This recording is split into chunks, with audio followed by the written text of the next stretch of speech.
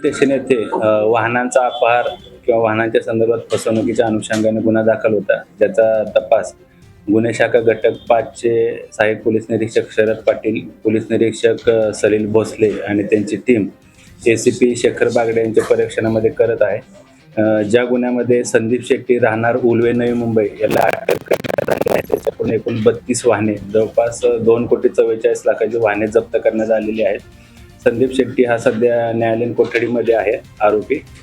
यापूर्वी त्याच्यावर 2021ला नवी मुंबई परिसरामध्ये 3 वेगवेगळ्या पोलीस स्टेशनला फसवणूक, अपहार किंवा या संबंधाने गुन्हे दाखल आहेत.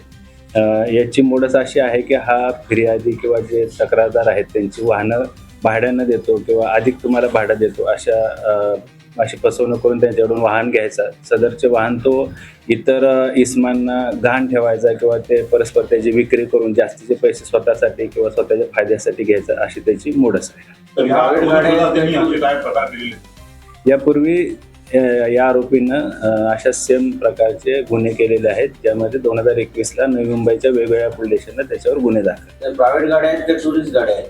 प्रायव्हेट देखील आहेत, टुरिस्ट देखील आहेत. आता सध्या 32 वाहनं जप्त करण्यात आलेली आहेत. यामध्ये अजून वाहनं जप्त होण्याची शक्यता आहे. सदरची वाहनं त्यांना छत्रपती संभाजीनगर, जालना, बीड, उस्मानाबाद, त्याचबरोबर पनवेल, कल्याण, परभणी अशी महाराष्ट्रामध्ये वेगवेगळ्या ठिकाणी वाहनं गहाण ठेवली होती किंवा त्याची परस्पर विक्री केली होती. तर हे संपूर्ण करण्यामध्ये शिक्षण किती आहे आणि त्यासोबत अजून कोणी होते? त्याचं वय आहे 38 वर्ष, राहणारा तो उलवे, नवी मुंबईचा आहे. त्याची मोडस ज्यात सांगितल्याप्रमाणे वाहनाच्या संदर्भात फसवणूक करण्याचं आहे. अधिक फायदा किंवा स्वतःच्या आर्थिक फायद्यासाठी हा गुन्हे करत असल्याचे निष्पन्न झाले.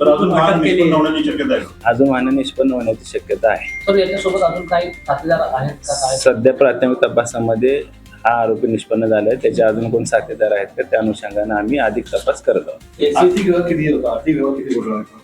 सध्या आपल्याला 32 वाहनं जप्त करण्यात आलेली आहेत आणि जवळपास 2,44,00,000चा मुद्देमाल जप्त केलेला आहे. अजून त्यानं सदर वाहनाच्या अनुषंगाने कुठल्या इसमांना पैसे दिले आहेत का किंवा सदर वाहनाच्या अनुषंगाने वाहनं गहाण ठेवून किंवा विक्री करून अधिक काय पैसे कमवले आहेत का किंवा स्वतःचा फायदा केला आहे का, त्याचा देखील आम्ही तपास करत आहोत. मुंबईतील अशा नवीन घडामोडी जाणून घेण्यासाठी बातमीकार न्यूज चॅनलला लाईक, शेअर, कमेंट आणि सबस्क्राईब करा आणि बेल आयकॉनला क्लिक करून ऑल करायला विसरू नका.